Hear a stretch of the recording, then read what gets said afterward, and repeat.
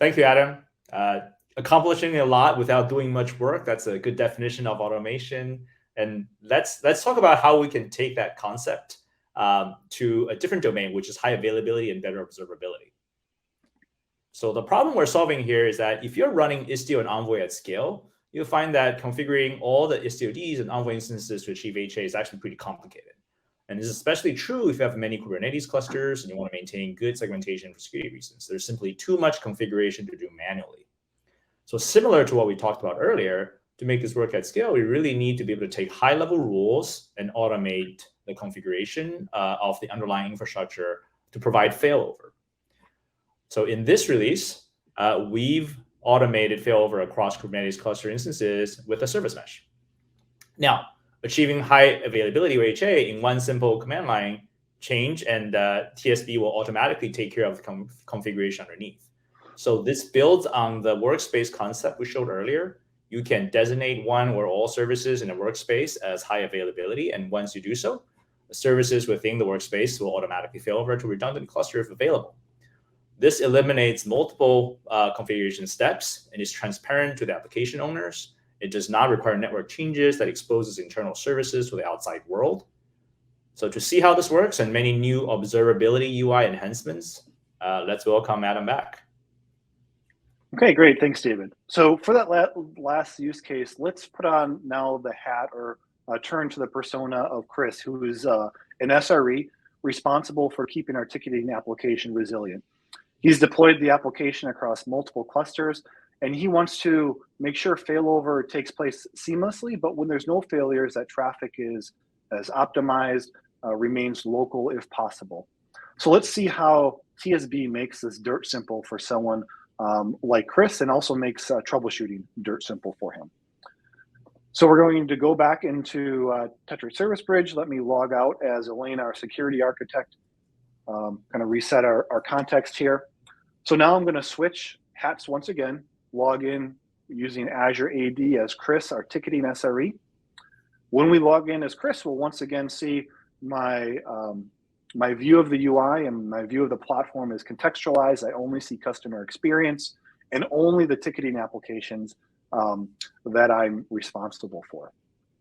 We're going to go to our dashboard so we can look at our dashboard and see the topology of our applications. And I'll point out, you'll notice it's deployed across the GKE West cluster and East cluster, identical versions of the application. We have a little traffic generator that's invoking service calls to our application.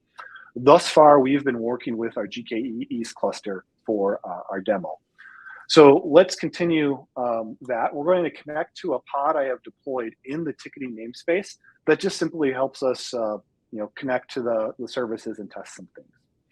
So if I execute a curl command from our pod that's within the same namespace, and I'm going to pass it a header that simply instructs that all traces should be collected rather than a small subset. But I'm going to curl the backend service. And I would expect to get a response. And I get a response from the GKE East cluster. I know that from a header that's passed to me. And also the service echoes back the client identity for who's responding. And so no matter how many times I call this, every response I get is going to come from GKE East because we want to keep traffic local and optimize it. Now this service also has an endpoint that I can simulate some latency. And so this, let's do 2 seconds. So this service has a very aggressive timeout and circuit breaker. So with 2 seconds of latency, it's going to start to time out and have issues with callers. So now if I execute that same curl command to my backend service, I would expect to get some timeouts because 2 seconds is too long. Now, ideally, since we have this service deployed across these clusters, I would like this to fail over. As you saw, though, we got some errors that didn't take place. So I can use that capability that David mentioned earlier about making workspaces highly available with essentially the click of a button to cause that failover to take place. So I go into the workspace settings of the ticketing prod application, and this is the capability that we call, or is depicted here as an east-west gateway, default gateway. And so by creating one of those, I instruct it what namespace it's running in. And give it the name of the actual Envoy pod, the gateway that's running there. And that's all I need to do. Configuration is going to be pushed out to all my clusters. That will make failover happen automatically. So one of the things I like about this view is, we can actually select different times, or we can have it auto refresh itself. So let's look at the past. We'll leave it at 15 minutes, and have it auto refresh every 10 seconds. So if I go back to this curl command, we'll see it pauses for a second, but now I get a response immediately from the West cluster. And as long as that latency is in existence, we'll see I always get a response from my GKE West cluster. And as this UI refreshes, I can stop the refresh. You'll notice now there's connections between not only my connection test application, which is in my terminal on the right, but also my traffic generator, because it detected a cascading failure. And that, because it's in the same workspace, also failed over to my GKE West cluster. Now, since we're doing this demo, I certainly know why it failed, because there's latency. But as an SRE, if I wasn't sure why this failover took place or why there's issues in my application, I can use a TSB to troubleshoot and collect observability and metrics and traces to try and figure out why my service isn't healthy and it failed over. So let's start with our backend service. I can look at more granular details of this service. I can look at some fairly high-level metric comparing it across clusters. I see the typical SRE metrics of response time, latency, and request throughput. That might help me troubleshoot.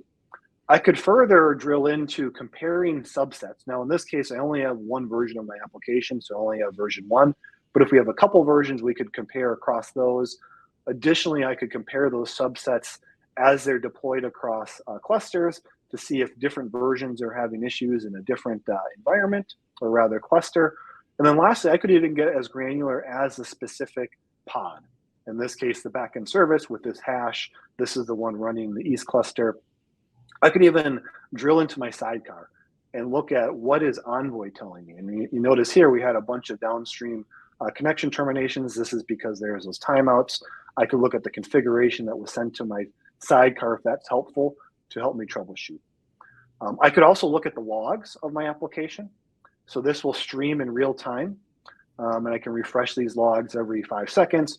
So this is going to be a stream not only of my application container, which you'll notice has given me a hint that my application is slowed by 2 seconds. So I certainly know why it's not functioning properly, but I also can get logs out of the Istio proxy streamed in real time.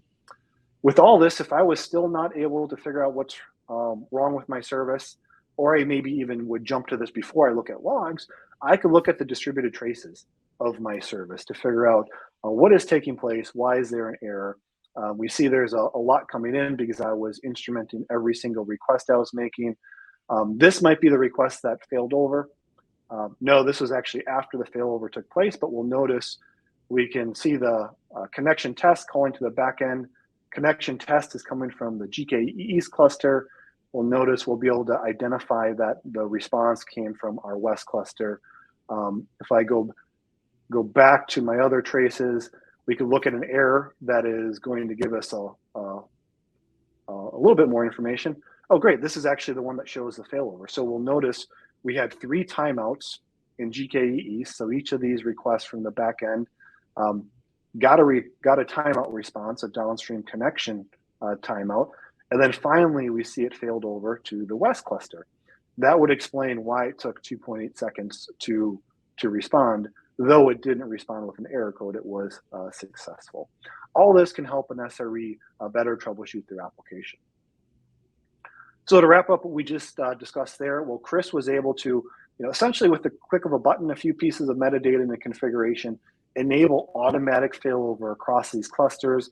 This will secure that connection as we failed across the GKE regions or GCP regions was secured via MTLS.